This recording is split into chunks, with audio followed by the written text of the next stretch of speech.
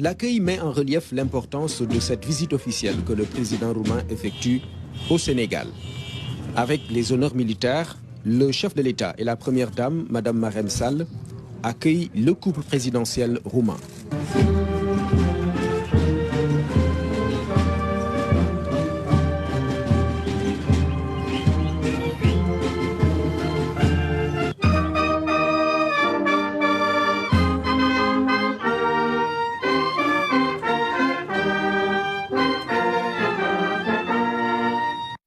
Cette visite officielle entre dans le cadre du renforcement de la coopération entre le Sénégal et la Roumanie.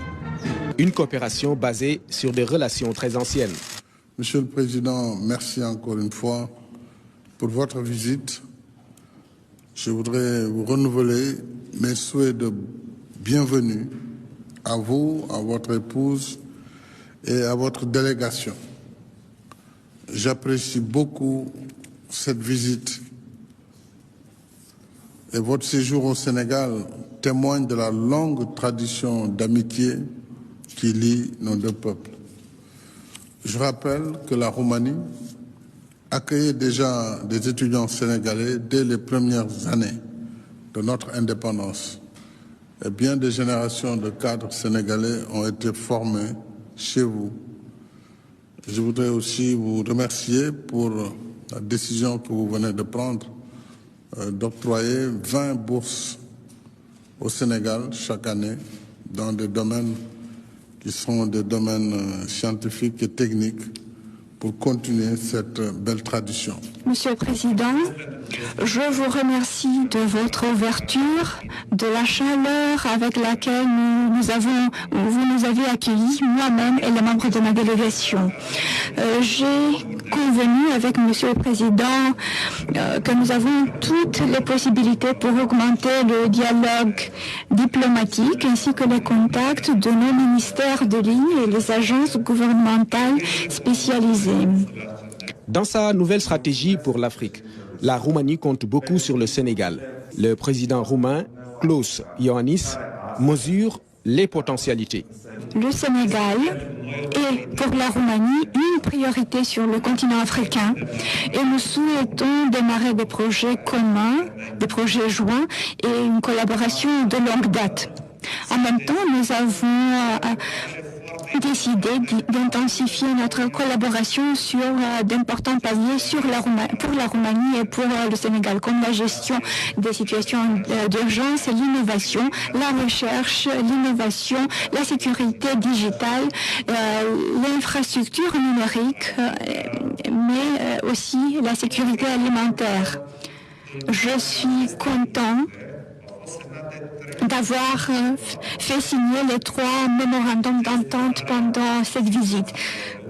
Concernant la gestion des situations d'urgence dans le domaine sanitaire et vétérinaire et dans le domaine de l'enseignement. L'appartenance commune de nos pays à la francophonie vient renforcer davantage les rapports entre la Roumanie et le Sénégal. Comme un pas important vers la réussite de cette stratégie, 3 accords ont été signés. Un mémorandum d'entente dans la gestion des risques et l'assistance humanitaire, un deuxième sur la santé et les productions animales, et un troisième portant convention de partenariat entre l'Institut du pétrole et du gaz et l'Université de pétrole-gaz de la Roumanie. Tous ces instruments juridiques offrent à nos pays, y compris à leur secteur privé, autant de possibilités d'échange et de collaboration. J'y encourage vivement les opérateurs économiques roumains et sénégalais. J'ai en particulier assuré au président Iohannis que les entreprises roumaines ont toute leur place au Sénégal, puisque notre pays est ouvert à tous les courants de partenariat.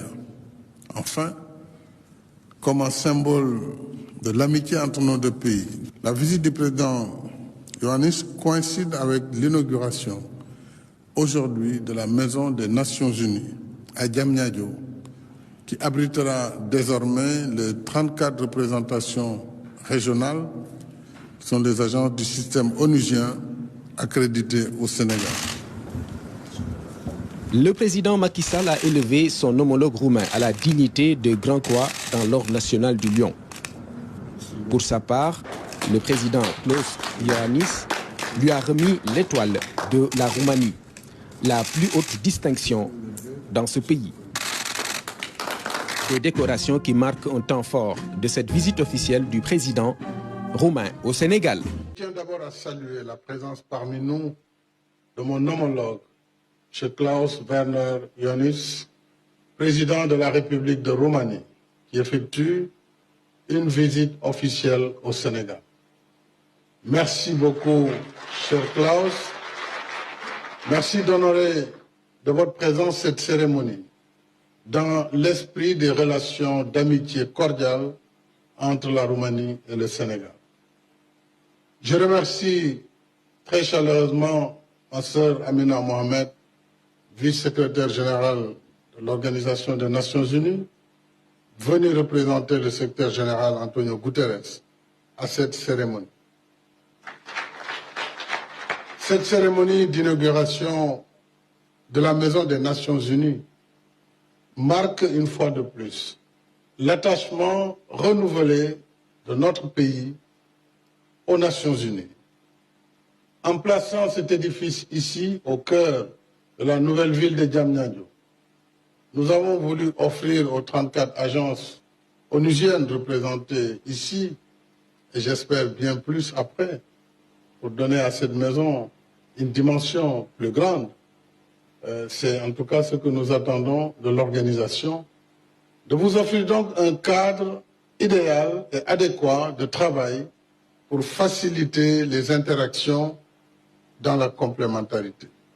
Il s'agit d'un bâtiment moderne, bâti sur une superficie de 13 hectares, dont les commodités répondent aux meilleurs standards des Nations Unies sur les normes de travail et les impératifs de sécurité. Je rappelle que des unités de la gendarmerie nationale et de la brigade nationale des sapeurs-pompiers sont déployées à proximité pour assurer la sécurité et la sûreté des lieux. Nous avons également voulu tenir compte des exigences de lutte contre le réchauffement climatique. Ainsi, le bâtiment a été conçu et équipé de façon à minorer ses besoins en électricité. Je voudrais vraiment saluer Envol Immobilier et tous ses partenaires. Ils nous ont permis de doter l'infrastructure d'un système utilisant à la fois le solaire en priorité et intégrant près de 8 hectares d'espace vert. En matière de politique publique, nous avons matérialisé ici, une fois de plus, notre stratégie nationale de partenariat public-privé.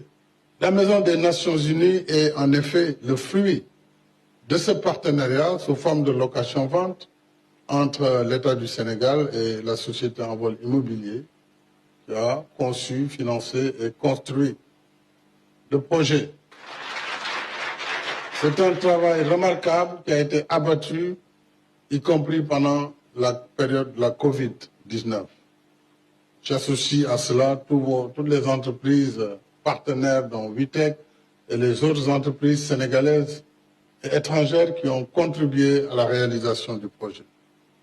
Je souhaite également plein succès au projet immobilier, puisque Diamniadio, j'ai voulu en faire une ville moderne, une ville conçue et dessinée sur carte avant de poser les bâtiments. Ainsi, Diamniadio, terrain quasiment vague il y a moins de 10 ans, conforte progressivement son standing de ville moderne aux vocations multiples. Aujourd'hui, il y a Diamniadio, la diplomate, à travers cette maison. Diamniadio, l'administrative, avec ses sphères ministérielles. Diamniadio, l'industriel et commercial, avec son parc industriel, son centre des expositions, son marché d'intérêt national et sa gare de gros porteurs. Diamniadio, la studieuse, la scientifique et la technologique, avec son université Amadou Mahtar Mbow son institut supérieur d'enseignement professionnel, son data center, son supercalculateur, mais également son parc de technologie numérique, le laboratoire IRSF et le complexe biotechnologique de l'Institut Pasteur de Dakar, qui est en cours de finition. Diamniadio, la sportive, avec son aréna et le stade Abdoulaye Wade, l'un des meilleurs au monde. Diamniadio, l'international, avec son centre international de conférence Abdou Diouf, désormais la Maison des Nations Unies, ici à Diamniadio.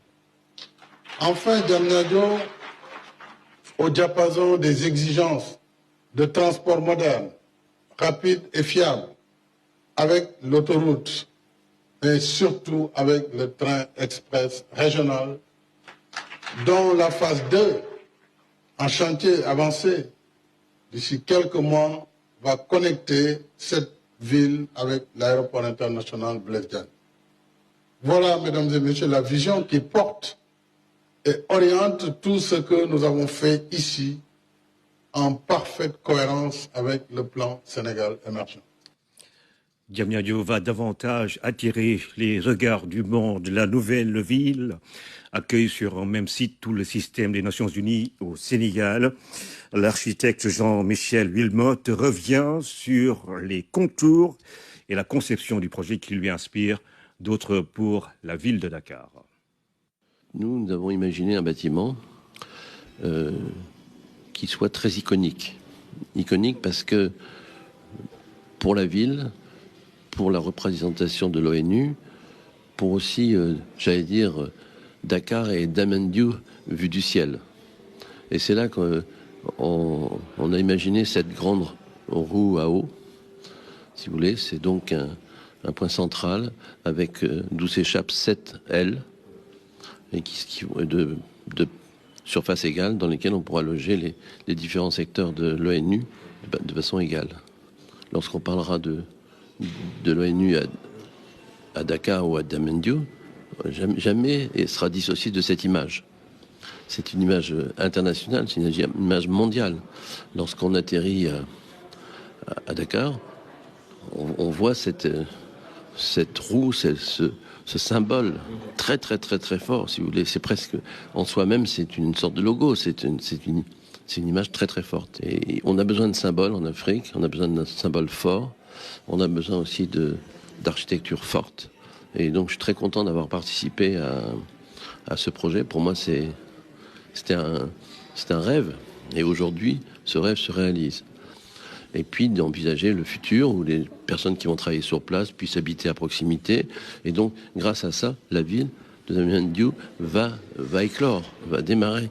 Elle a déjà bien démarré, bien structuré.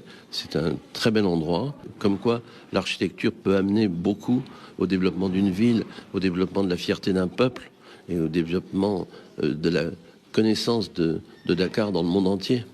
Encore un petit peu plus. Et donc, c'est une pierre que j'ai amenée à cet édifice. Nous avons réfléchi sur ce qu'on pourrait faire à Dakar, dans la vieille ville aussi. Il y a beaucoup de choses qui sont intéressantes.